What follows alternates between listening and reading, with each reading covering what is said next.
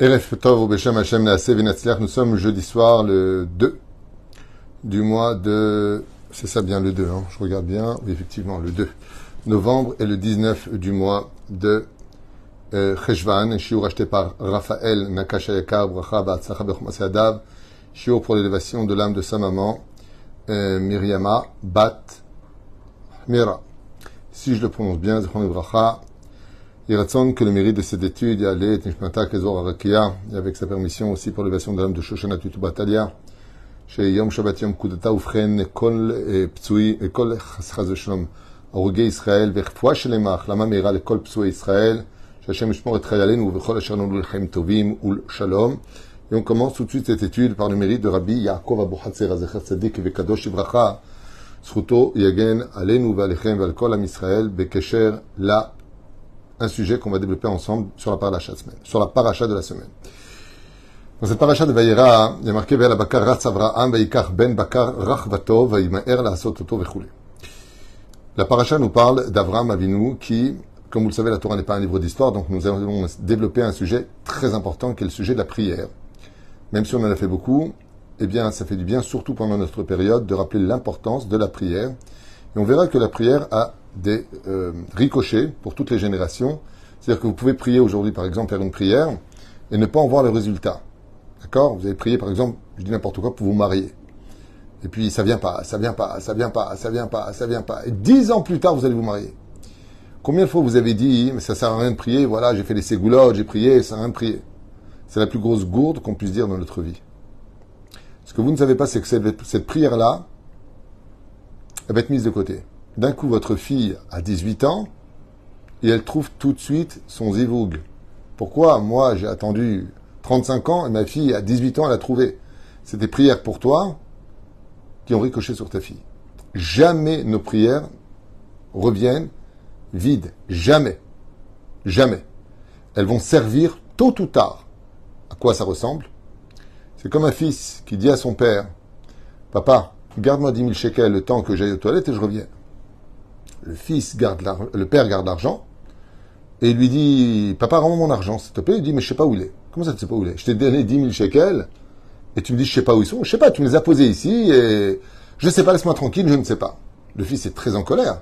Je t'ai laissé de l'argent, je t'ai demandé de me le garder le temps que j'aille et que je revienne et tu me dis, je sais pas où il est, je sais pas où tu l'as mis, t'avais qu'à faire attention. Oh, top. Puis voilà que le temps passe et le fils a eu de gros problèmes financiers. Et là, il vient voir son père en disant, papa, j'ai besoin vraiment de beaucoup d'argent, j'ai besoin de 20 000 shekels, il faut absolument que tu m'aides. Il lui dit, écoute, 10, prends-les maintenant, et les autres 10, tu les prendras cet après-midi. Voilà que le fils, quand il prend la deuxième liasse, il regarde, la première liasse, pardon, il regarde, il reconnaît le ruban qu'il avait donné à son père il y a 10 ans en arrière, quand il était parti aux toilettes. Il dit, mais papa, ça c'est mes 10 000 shekels. Il lui dit, oui, oui, bien sûr. Mais quoi, tu les as retrouvés? Il dit, mais j'ai pas besoin de les retrouver, je ne les ai jamais perdus. Tu me dis, papa, tiens-moi mon argent, je vais jouer au casino 10 000 shekels. Tu vas aux toilettes, tu reviens. Moi, je les ai mis dans ma poche. J'ai pas envie que tu les jettes à la poubelle. J'ai pas envie que pour passer du bon temps, tu perdes cet argent. Je me suis dit, peut-être qu'un jour, tu seras pris à la gorge et que tu auras vraiment besoin de ces 10 000 shekels. Alors, je les ai mis de côté et je te dis, je ne sais pas où ils sont. Pour l'instant. Mais viendra un moment où je me rappelle où je les ai mis pour te sauver la vie. Et maintenant que tu viens me voir et que tu vas te retrouver à la rue parce que tu n'as pas payé, parce que ceci et cela, alors moi je vais te donner 10 000 shekels et puis voici maintenant tes 10 000 shekels. Ainsi fait le Créateur du monde pour nos prières. On prie et on prie et on prie. Dieu dit, il n'y a pas de problème, je les mets dans la poche parce que ce que tu demandes, c'est pas bon pour toi, c'est pas pour le moment, ça ne correspond pas à ce que moi j'ai prévu pour toi. C'est dans la poche, mais viendra un moment où tu auras vraiment besoin de ces prières et je te les représenterai devant toi. D'où l'importance de faire extrêmement attention de ne jamais juger Dieu. Jamais. Jamais, jamais. On sait tous que ce que fait Dieu, c'est toujours pour le bien, mais quand on vit l'expérience, on a l'impression que, des fois, qu'est-ce que tu fais, quoi? Réponse, tais-toi, c'est mieux. Oufren, voyons ensemble quelques petits exemples à retenir que va nous enseigner Rabbi Yaakov Abu Hatzer et aussi une histoire importante. Abraham court après un veau. Pourquoi? Parce qu'il a 3 invités. Il court après ce veau, puis il va le tuer, puis Bon, il va découvrir Marat Amarpala selon le Midrashim. Il va le cuire. Il va en tuer 3, pas un seul. Il va prendre de la langue, qui est la viande la plus riche, on va dire, la plus douce, et il va faire, comme dit la Gemara, pour chacun d'entre eux, 3 langues. Parce que l'invitation d'Abraham, c'est pas comme chez nous. Abraham va donner ce qu'il y a de mieux à manger à ses invités, et aussi de telle façon à ce que celui qui voulait, par exemple, si vous avez 10 invités et que vous avez un poulet, on va dire même pas 10 invités, on va dire 4 invités. Il n'y a que 2 cuisses de poulet, il n'y a pas 3. Abraham, il présentait un poulet à chacun. Pourquoi? Pour que le morceau que toi tu veux le coup, il n'y en a qu'un seul, eh bien, je te priverai pas. Ce que toi tu veux, tu auras. Ça, c'est au niveau de la Achnasat Orchim, de l'invitation d'Abraham Avinu. Chacun recevait Keyad Ameler, comme si qu'il était unique à table. Tous les plats étaient présents pour lui, alors qu'il y avait les mêmes plats à côté, dans le sens où chacun pouvait prendre la partie qu'il désirait. Personne n'a jamais atteint le niveau de Achnasat Orchim comme Abraham Avinu. Personne ne sait recevoir comme lui. Mais c'est pas le sujet. Le sujet, c'est pas l'invitation, quoique ce soit un sujet très intéressant qu'on a déjà élaboré ensemble. Mais Rabbi Yaakov Abu Hatzera nous dit, Toratenu Akdosha, Ba'alir Mozdanu, Bazeh Shavram Avinu, Aya Zahir, Vezariz, Me'od, Benyane Atfila. Quel rapport avec la prière? Il nous dit, regarde ce qui a marqué, Vayarot Avraham Hare Abakar. Il a couru après le veau. Pourquoi? Parce qu'aujourd'hui, selon une certaine partie de nos poskim, eh bien, les prières que nous avons viennent à la place des sacrifices. Et qu'est-ce qui remplace aujourd'hui les sacrifices? C'est notre table.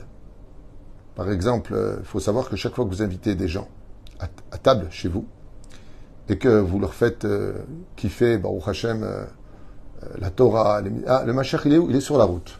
Il est sur la route. C'est très proche, sachez-le. Enfin, c'est encore un autre sujet. Vous ferez chaque fois que vous invitez quelqu'un, sachez que ça fait la réparation de vos fautes.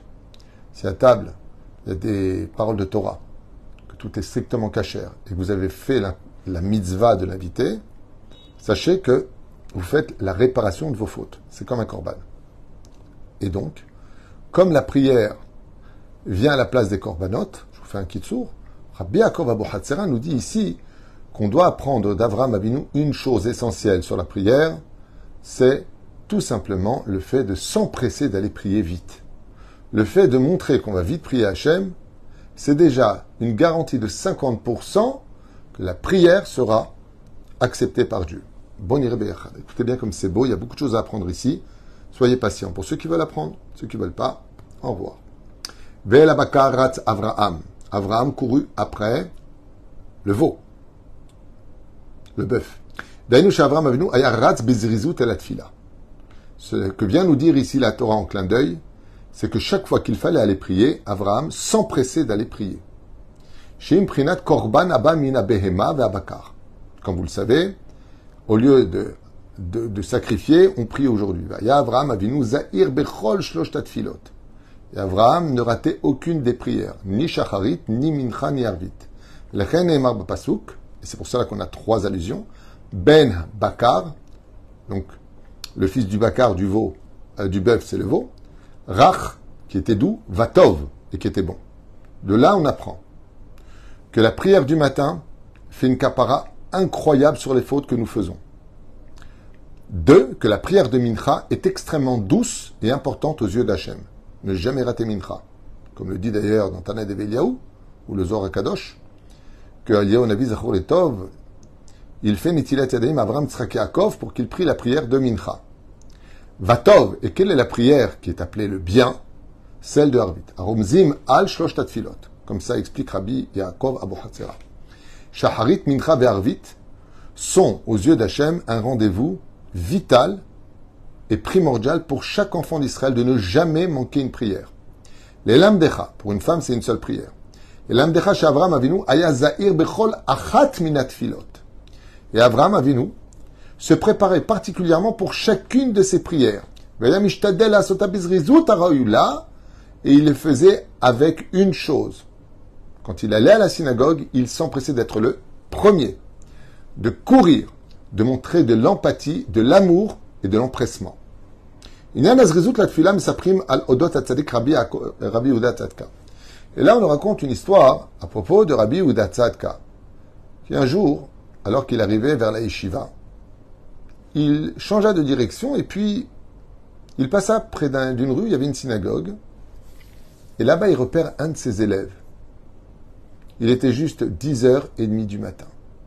Et il voit cet élève rentrer tranquillement dans cette synagogue. Rabbi Yehuda Tzadka rentre derrière et il voit qu'ils se mettent à prier vers les 11h du matin la prière de Shacharit. Quand il a vu ça, Rabbi Yehuda Tzadka, il était très étonné de voir qu'un de ses élèves de sa yeshiva à lui vienne prier aussi tard, 11h. Top. Les chassidim le font. Rabbi Yehuda Tzadka n'est pas dans ce kivun-là. Quoique le Rav Ovadia criait énormément sur cette prière-là. On ne prie jamais trop tard. Et regardez ce qu'il lui a dit, c'est quelque chose d'incroyable, de prier tard. Alors bien sûr, si la personne elle a fait tchouva depuis pas longtemps, si la personne ceci, si la personne cela, on parle pas de ça, on parle d'un élève de Rabbi Yehuda Tzadka, un Bachoui Yeshiva. Et il lui a dit, il faut que je te parle. Il a appelé, il lui dit, sais-tu que tu es un menteur? Alors l'élève très choqué, il lui a dit, menteur, mais Vodarav, je ne mens pas. Il lui dit, bien sûr, car tous les Shabbats, quand nous ouvrons le Echal du Sefer Torah, c'est toi qui dis Berir Sheme. Il dit oui, et alors? Il lui dit, et là-bas tu dis Ana Avda Dekucha Berichu. De grâce, laisse-moi travailler pour toi, Dayenu. Achatat Atzara Bepe Male El Moul Aaron HaKodesh. Car une des choses que tu cries au nom de tous devant le Sefer Torah, c'est de dire que tu es un Eved Hashem. Et depuis quand un Eved Hashem vient prier à 11h, lui a-t-il dit? Et là, l'élève a dit effectivement que depuis plusieurs jours, maintenant, il avait pris sur lui, comme il y avait un shtibler à côté, de venir prier à 11h. Re'adam mitorer besha'a eser baboker verak az megia beicho. Batzlut, tu viens en retard, tu viens prier à la prière vers 11h, presque proche de midi. Ce n'est pas comme ça qu'on sert Hachem. Quand on veut, comme le disent même les Français, le monde appartient à ceux qui se lèvent tôt. V'yashkem Avraham baboker, betoch haboker. Quand on veut servir Hachem, il faut se lever à la prière et pas après. Écoutez bien ce que vous allez entendre. C'est dur, mais c'est magnifique. Il y a une autre allusion qui est faite ici à propos du Bakar. Avec, comme vous le savez, dans la... Si vous voulez juste vous insulter ailleurs, c'est pas utile. Si on parle de Torah, on parle de sainteté, tout le reste n'est pas important. Si dans la situation dans laquelle nous sommes, aujourd'hui, on travaille pour manger. Et ici, Abraham vient nourrir ses invités. Vient nourrir ses invités. De là, vous allez comprendre un remès qui fait un petit peu mal. Une allusion qui fait un peu mal. Écoutez bien. Prêtez pas attention aux commentaires, s'il vous plaît. Ça fait partie du jeu quand on est un rave qui est aussi dans l'actualité, qui défend les valeurs de la vérité, qui parle de ce qui se passe vraiment, contrairement aux médias qui sont complètement achetés par la peur ou par l'argent. Alors, venez, on sort de tout ça. C'est pas un problème. On ne descend pas au niveau des autres. Il n'y a pas besoin de descendre au niveau des autres. Je trouve que c'est de leur donner déjà beaucoup trop d'importance, même si des fois, ça fait du bien aussi de leur répondre. Mais bon, c'est peut-être pas le moment pour l'instant. L'extraordinaire, écoutez bien, je vous en prie, venez, on se reconcentre sur ce qu'on disait. Tous les matins, on se lève pour pouvoir manger justement du bakar. On veut manger de la viande, on veut manger du poulet, on veut manger comment ça s'appelle, du poisson, on veut accueillir des gens. Et bizarrement, vous allez voir que même quand on se couche à 2h du matin, parce qu'on est sur les portables, même si des fois même il y en a qui vont encore en boîte, ou il y en a qui vont tarder, ou regarder des films, ou parler avec des amis, boire un verre jusqu'à des heures tardives, on se lève le matin. On se lève et quand on arrive en retard, alors on arrive à peine en retard. Mais on se lève. Moi, je connais personnellement beaucoup de gens, sans faire d'accusations, mais c'est un état de fait. J'en connais beaucoup en réalité. Tous les matins, ils doivent être à 6h au travail. Se lever, à 6h pour arriver à l'heure au travail. Et quand ils arrivent en retard, c'est qu'une histoire de quelques minutes. Et pourquoi? Parce qu'ils risquent d'être renvoyés. Et par contre, quand vient le Shabbat, et le week-end par exemple, ils ne se lèvent pas du tout. Ils dorment jusqu'à 10h, ils dorment jusqu'à je ne sais pas quelle heure. Et ici, il y a une allusion qui est faite comme ça par Rabbi Yaakov, entre autres, Abu Hatzera et d'autres rabbanim, qui disent que c'est quand même curieux. Quand il s'agit de prendre l'avion, alors tu vas me dire ça, c'est occasionnel, on peut se lever. Mais quand il s'agit de travail, tu te lèves tout le temps. Bah oui, je suis obligé. Pourquoi t'es obligé? Bah parce que je suis obligé de travailler. Pourquoi t'es obligé de travailler? Bah pour gagner de l'argent. Pourquoi faire pour manger? Il te dit, regarde, Vayorot Abraham, Bakar, c'est un exemple de la prière. Tu sais qui vient t'accuser tous les jours où tu te lèves pas pour aller prier? Ton travail. Ton travail, tu dis, alors pour moi, tu viens parce que tu as peur d'être viré et tu n'as pas peur d'être envoyé par Hachem, que tes prières ne soient pas reçues. Dieu, il est à ta disposition. C'est au roi d'attendre que tu te lèves, que tu viennes lui parler. C'est la première chose. Et la deuxième chose, c'est ce que je vis, j'en ai souvent parlé avec vous, qui, des fois moi-même, en me couchant très tard, avec tous les mails, les WhatsApp, et répondre, et les téléphones, et les occupations que nous avons, il m'arrive d'être exténué le matin. Et chaque fois que je sors, je retombe sur cette même image. Vous savez que depuis plusieurs années, il y a beaucoup de Russes et d'Ukrainiens qui ont fait leur alia ici en Israël. Il y en a beaucoup. Et dans leur culture à eux, ils ont pratiquement tous des chiens. Ils aiment les chiens, ils aiment les animaux, comme nous d'ailleurs, on aime les animaux. Mais un juif ne doit pas posséder de chiens. En absolu, c'est préférable. Pour plusieurs raisons que j'ai déjà expliqué pourquoi en long et en large dans la Gemara, dans la Halacha. Peu importe. Moi-même, j'ai élevé des chiens quand j'étais en France et j'en avais. Donc, je ne suis pas en train de critiquer celui qui en a. Je dis simplement que c'est pas bien d'avoir un chien à la maison, comme le dit le Shulchan Aruch, comme le dit le Pele Yoetz, comme le dit. Je ne vais pas venir sur ce sujet. J'ai déjà fait en long et en large ce genre de cours. Même si, personnellement, j'aime bien les chiens. Il ne faut pas tout confondre. Mais bon. Et eux, ils ont tous les matins rendez-vous. Au moment où je descends sur le parking pour aller à la synagogue, je tombe toujours sur ces mêmes Russes avec leurs chiens. Et je me dis heureusement que je me suis levé.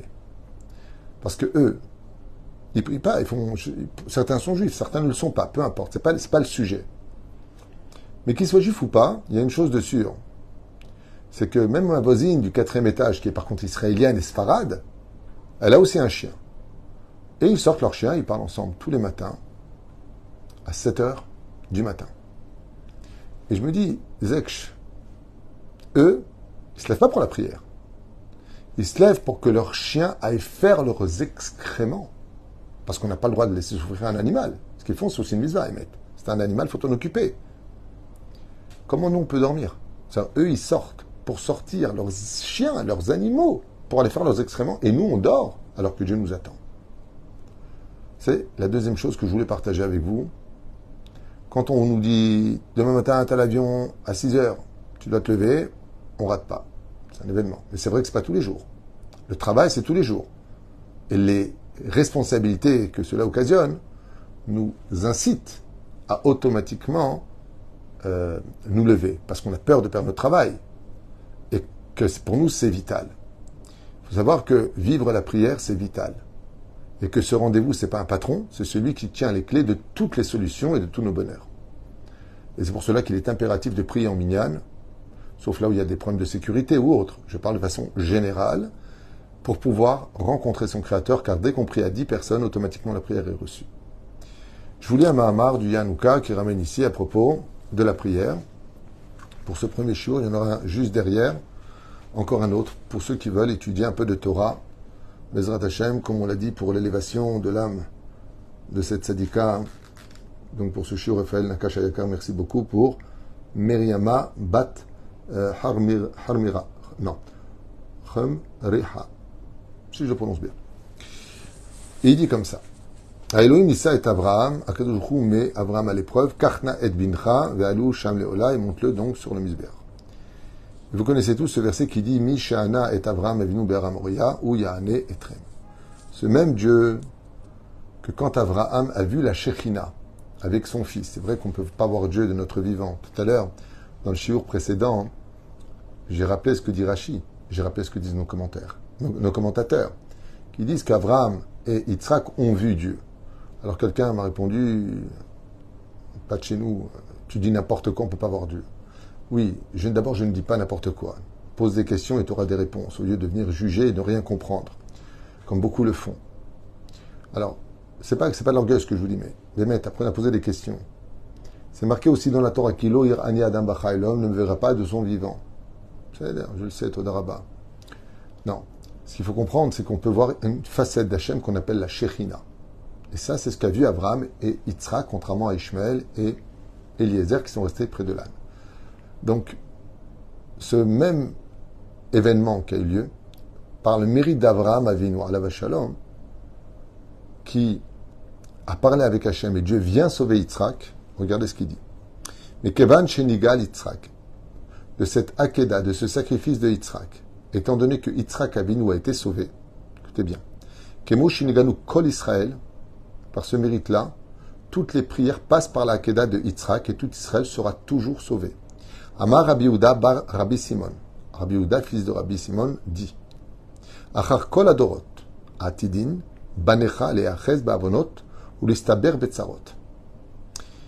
Après toutes ces générations passées en galoute, tes enfants descendront de niveau spirituel et on fera de graves péchés qui amèneront sur nous de grands malheurs. Ok. Vesofan et Igaël, mais en fin de compte, ils seront sauvés. Bekarnav shelaïl azé. Où est-ce que c'est marqué? Dans le Talmud de Jérusalem, Masechet Ta'anit, à la Perek Bet, Halacha Dalet.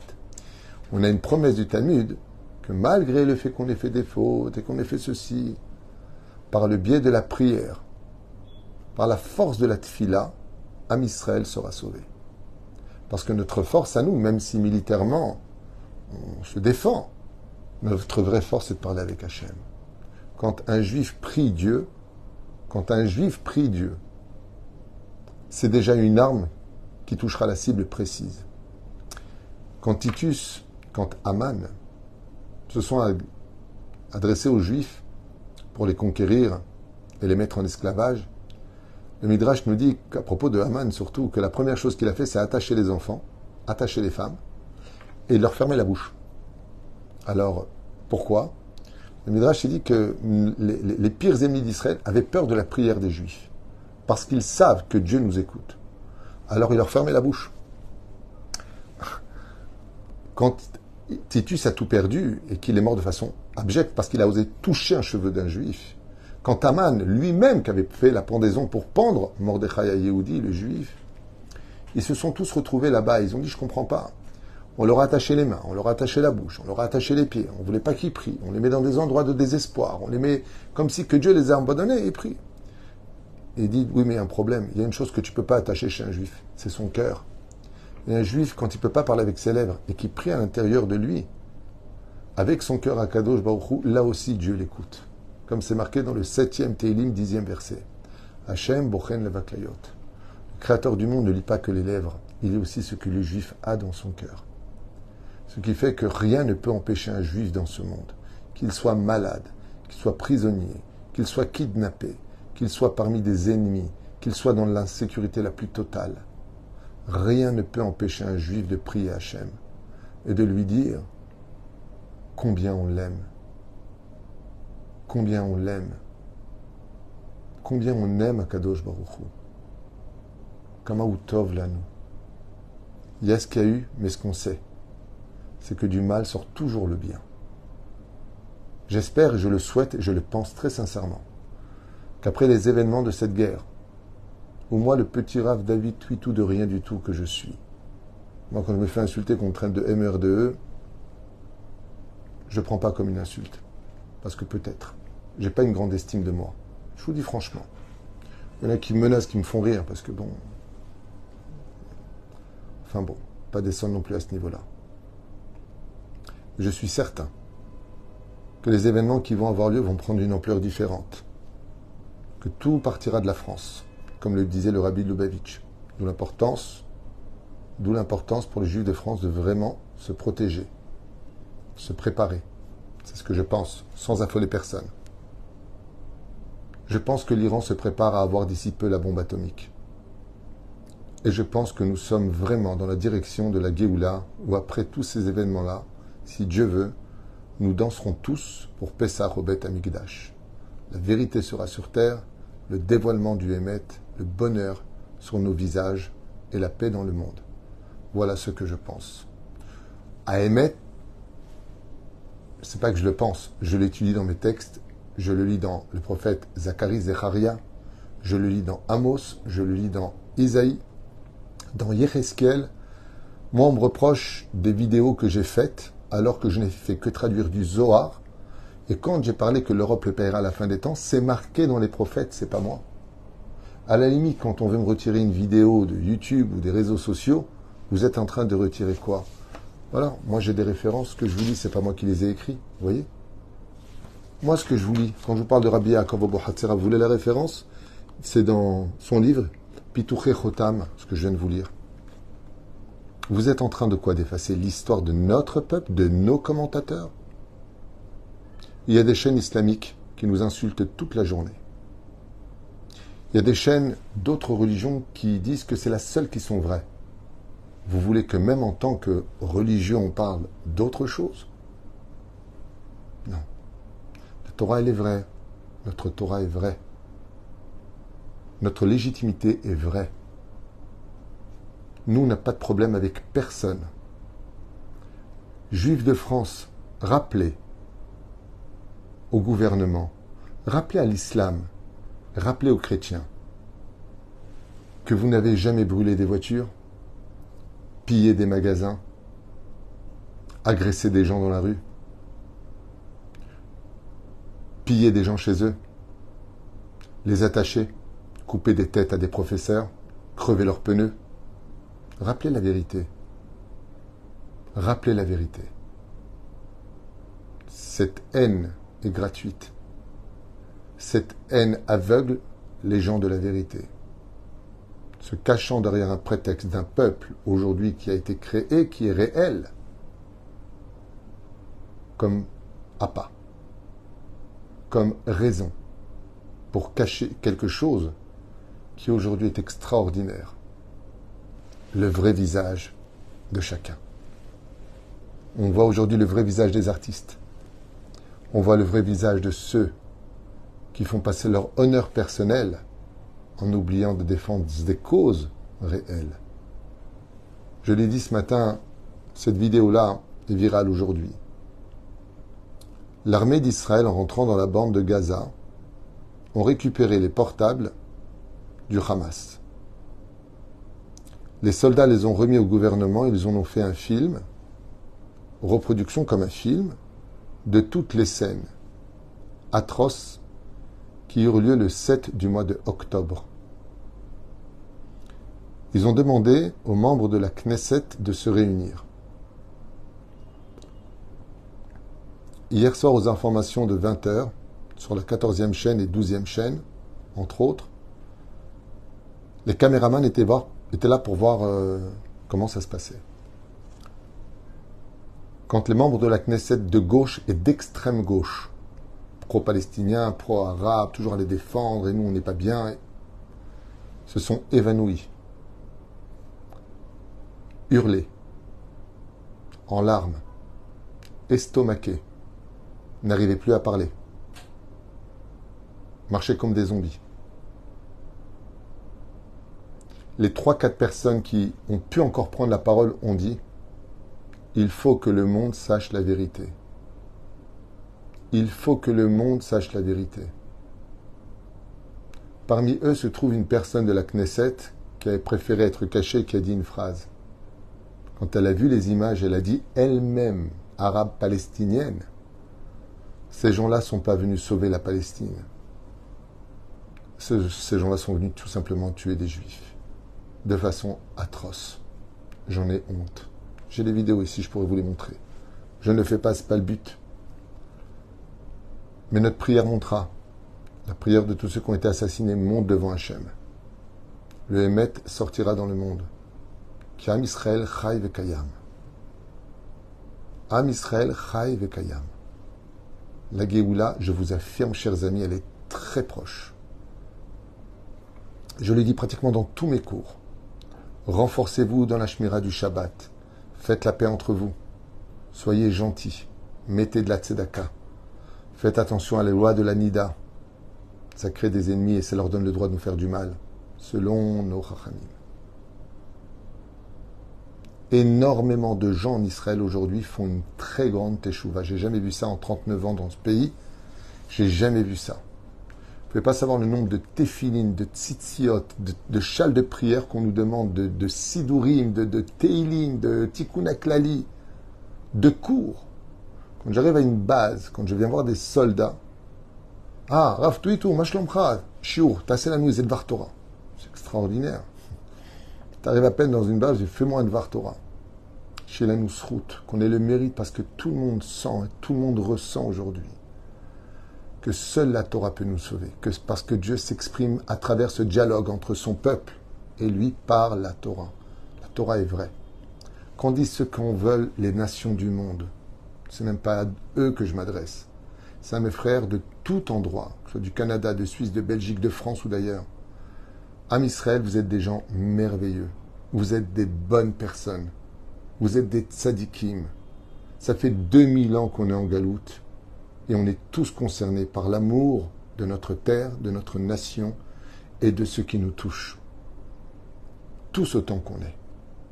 À la différence, c'est que nous, on se sent concernés vraiment par notre peuple.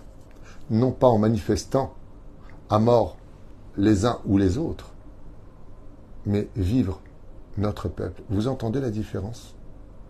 Dans nos manifestations à nous, on ne dit pas à mort les Palestiniens ou à mort les Arabes. Non. Peut-être qu'il y en a un ou deux qui l'a dit, j'en sais rien, mais en tout cas, c'est pas ce que j'ai entendu jusqu'à maintenant. J'entends Am Israël Chai Vekayam, nous vivons, nous vivons.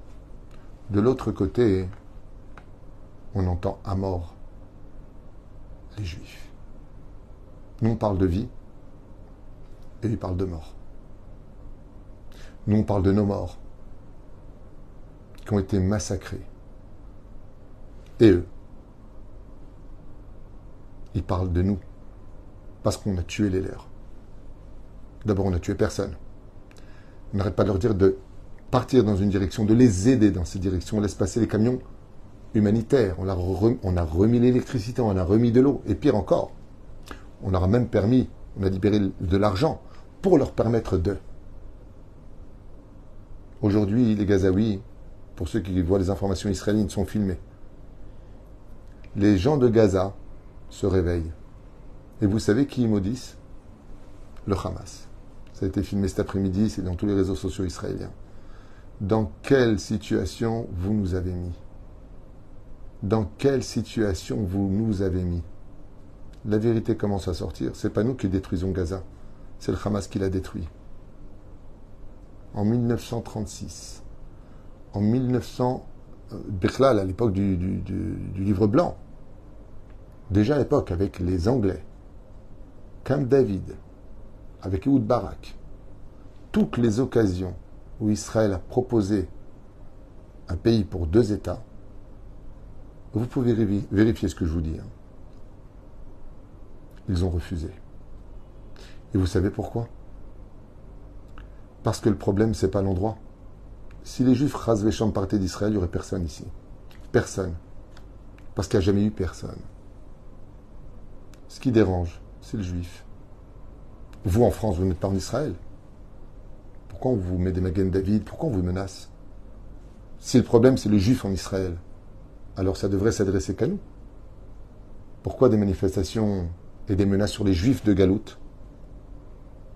Parce que ce n'est pas l'endroit territorial qui dérange. C'est comme la Deuxième Guerre mondiale. C'est parce que tu es juif. C'est juste que la couleur de l'étoile juive a changé de couleur. Avant, elle était jaune, maintenant elle est bleue. C'est tout. Et ça démontre juste une chose très importante. Si on s'adresse tellement à nous, alors qu'il y a plus d'1 million d'enfants au Soudan, musulmans, qui crèvent de faim, des massacres dans le monde, je vois pas de manifestation. Je vois pas de manifestation. Mais de constater que seuls les musulmans, qu'on appelle les Palestiniens ici, sont d'un intérêt international, ça démontre qu'apparemment il y a un énorme diamant sous tout ça. Là où il y a du émet, là où il y a de l'importance, là où il y a quelque chose, un message universel, tout le monde a les yeux rivés sur nous. C'est pas le peuple palestinien qui intéresse le monde. C'est Israël. C'est Israël qui intéresse le monde. Là où on est, en tant que nation.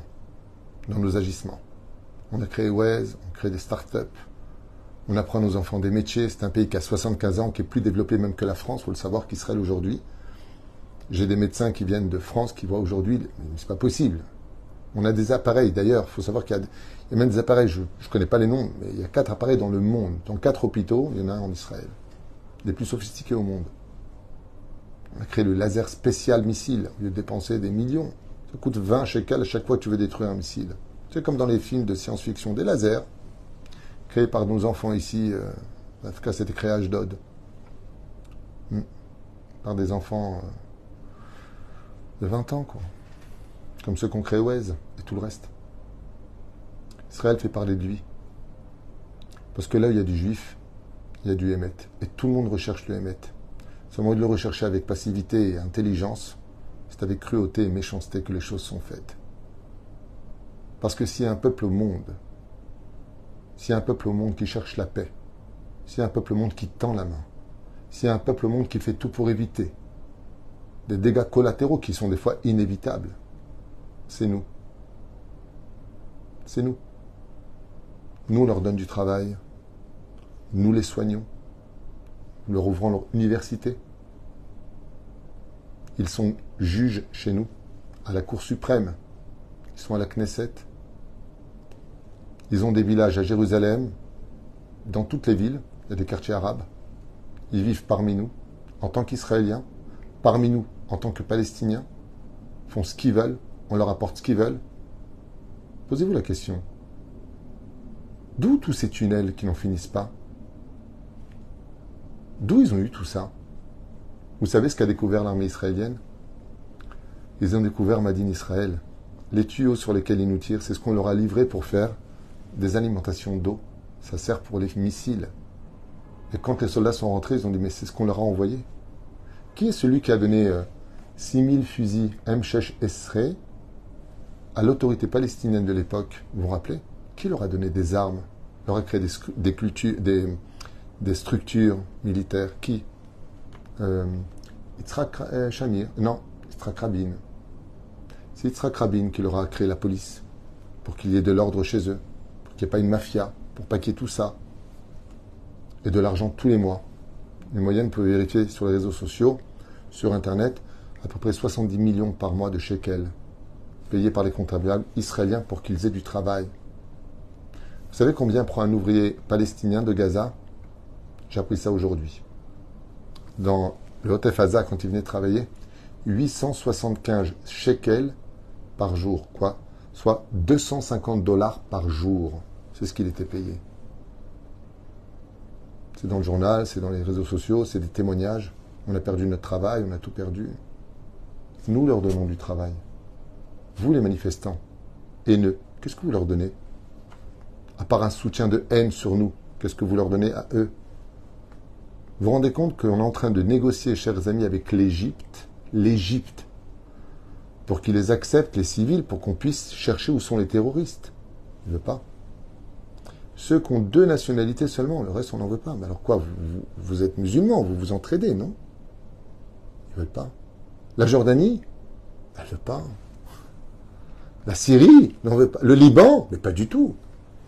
Ah, je comprends pas. Moi, si je manifeste pour sauver mes frères juifs, je vais tout de suite à la Knesset demander qu'on les accueille, qu'on fasse ce qu'il faut, non? Ressortissants, non? Je sais pas pourquoi je parle de ça, c'était pas du tout prévu, mais il se passe tellement de choses que je vis, parce que je suis aussi un petit peu au gouvernement, un petit peu sur le terrain, et voilà, je voulais partager avec vous. Il y a tellement de mensonges, j'entends tellement de choses à laquelle il y a tellement de réponses, et le pire, je finirai avec ça, c'est qu'ils sont très forts sur les réseaux de télévision, hein, vraiment. Ils font venir vraiment des nazes, avec tout respect et l'amour que je porte pour chacun, mais vraiment des nazes, qui n'ont pas de répondants. Ils n'ont pas de répondants. Ça veut dire que vous assassinez, ils n'ont pas de répondants. Ils n'ont pas de répondants, les gens. Mon Dieu, mon Dieu, mon Dieu, mon Dieu. Tellement de choses à dire et à prouver. C'est même pas discutable. Mais bon, au moins que nous, entre juifs, on se tienne bien les uns contre les autres. La force fait l'union. Que Be'ezrat Hashem, vous soyez bénis partout où vous soyez. On a de plus en plus de familles aujourd'hui qui tapent à la porte parce que leur mari ne travaille pas, parce qu'ils sont en milouim. On est bientôt le 10 du mois, comme vous le savez, pour l'Avrechim. Ceux qui peuvent aider cet argent, et 100% retransmis à ses familles. Il y a aussi l'Avrechim à payer qui prie toute la journée pour nos soldats et qui étudie toute la journée. Voilà, Israël aujourd'hui, Bezrat Hashem va connaître une union comme ça fait tellement longtemps qu'on n'en connaît pas. Et chacun à son degré, chacun comme il le peut. Et s'il n'a pas des moyens financiers de nous aider, un sourire et une prière et une mitzvah sur lui nous aidera peut-être encore plus. Soyez bénis sur tous vos chemins. Bracha ve'atzlacha, yeshuot ve'nechamot, ve'sheniskei be'ezrat Hashem itbarach, de retrouver très très vite la résurrection des morts comme la Torah nous le promet, de toutes ces personnes qui aujourd'hui sont sous terre pour marcher encore plus vite sur terre au moment de la Géoula finale.